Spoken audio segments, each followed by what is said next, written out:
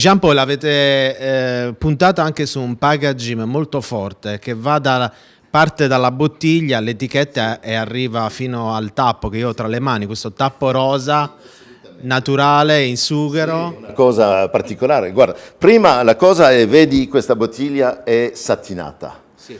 perché vogliamo dire si beve freschissimo, ok? Un rosé si deve bere a 8-10 gradi. Poi, se non è abbastanza fresco, puoi aggiungere cubetti di ghiaccio dentro. Mamma mia, non si fa? Sì, si fa. Si fa e con il rosé si fa perfettamente, specialmente se è un Canonau che ha corpo, che ha veramente qualcosa dentro, lo puoi fare. Metti del ghiaccio dentro e così è ancora perfetto. Si chiama il modo piscine o il modo on ice, dunque noi diciamo Sochic on ice. Poi il nome, noi abbiamo creato un nome internazionale, un nome che vuole rappresentare la modernità, perché il rosé è l'unico vino dove puoi essere moderno. Con il rosso il bianco deve essere un po' tradizionale. È normale perché ci sono dei codici. Con il rosé va benissimo con il marketing, va benissimo con la modernità. Dunque il tappo rosa, così, siamo i primi al mondo a farlo, è di sughero, 100% di sughero con un vernice alimentario e dunque è una cosa, un brevetto internazionale e siamo fieri perché siamo i primi a fare. E dunque, che poi diventa anche un po' gadget, no? Quindi diventa un portachiave. Per le Ferrari, Solo per le Ferrari. Sì, se non hai Ferrari non funziona. Mi sembra giusto.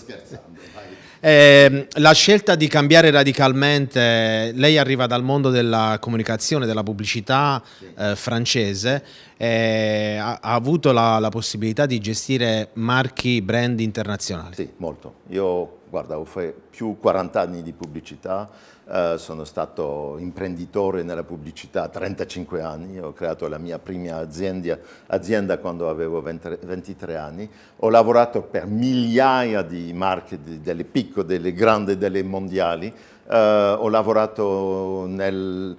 diciamo un po' questo mestiere con Rémy Martin. Rémy Martin, il successo di questo cognac straordinario è dovuto alla bottiglia satinata nera di Rémy Martin, dunque quando abbiamo cominciato a lavorare con Isabelle io ho detto facciamo una bottiglia satinata perché io so il potenziale di attrazione di una bottiglia. Poi ho lavorato con Krug, la Rolls Royce del champagne, okay? E abbiamo creato veramente delle Rolls Royce di consegne. Siamo andati con il cliente Rémy Krug a vedere il chairman di Rolls Royce e lui mi ha detto, beh allora Jean-Paul vi spiega l'idea che lui ha avuto. Io ho detto, io vorrei fare una Rolls Royce di consegna.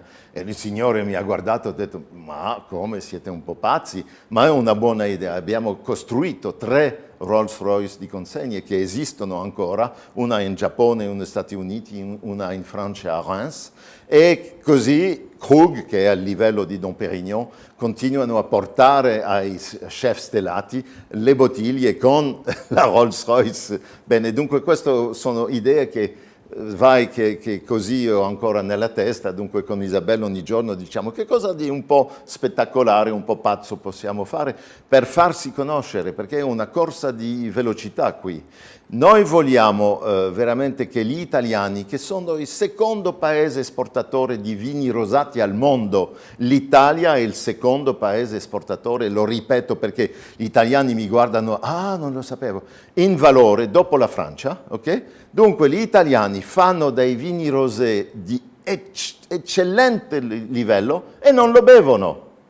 Allora un giorno gli italiani vanno a dire ma perché continuiamo a mandare fuori il vino che noi possiamo bere qui? E questa è l'intenzione anche per con Sochic. Quindi l'accoglienza è stata positiva perché voi avete fatto una distribuzione oltre che nella magnifica zona di Villa Simius, anche nel nord Sardegna. Anche a Roma, anche Lago di Garda, Torino, Milano, cominciamo. Quindi vi state muovendo a livello regionale ma anche nazionale. Sì, perché vogliamo essere riconosciuti. Dunque, oggi più o meno abbiamo 65 punti di vendita che sono hotel 5 stelle, 4 stelle, ristoranti gastronomici, enoteche di alta qualità, cominciamo a essere bene rappresentati su tutta la Sardegna, certamente che qui nel sud siamo molto più forti perché tutti ci conoscono da quest'anno cominciamo veramente a attaccare il mercato continentale dell'Italia dove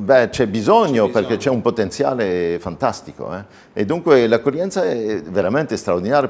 Ogni notte mi fa ridere perché la mattina quando mi sveglio ho sul mio telefono dei messaggi WhatsApp dei clienti ristoratori che dicono Jean-Paul non ne ho più, mi puoi portare domani o dopodomani? Ma ogni giorno, ogni mattina quando mi sveglio guardo e loro hanno venduto nella serata 10, 15, 20 bottiglie, fa piacere. Jean-Paul, dove vuole arrivare con So Chic? Vogliamo essere una marca mondiale, dunque è un po' una follia, ma spero di farlo. Un sogno che arriva dalla Francia ma parte dalla Sardegna. Sì, no, l'idea è veramente di fare riconoscere la Sardegna come una grande terra del rosé. Non c'è ragione logica per la quale solamente la Provence deve essere riconosciuta nel mondo come la terra del rosé. Qui abbiamo il sole, la terra, i lavoratori, i coltivatori, il talento, la cultura del vino, il vitigno il più vecchio del Mediterraneo, dunque come l'ho detto già adattato al riscaldamento. Poi abbiamo qui turisti del mondo che vengono in Sardegna, che hanno vissuto dappertutto, che hanno visto l'importanza del rosé, arrivano qui, scoprono So Chic e lo ordinano. Guarda, ogni giorno abbiamo 2, 3, 4 ordini sulla nostra boutique online, sochic.wine, da tedeschi, inglesi, americani, svizzeri. Che si affacciano a questa novità. Sì, che hanno visto, che hanno assaggiato qui e che lo ordinano. Dunque funziona. Poi vediamo, vedremo. Ma, Work in progress. Sì, esattamente, step by step. Okay. E allora che dire, quest'estate vi abbiamo presentato tante esclusive, tante location e dalla splendida location di Villa Simius, dal blu di Villa Simius, noi con Jean-Paul e Isabel Treghe ci immergiamo nel rosa di So Chic e continuate a seguirci sui nostri social e pagine ufficiali.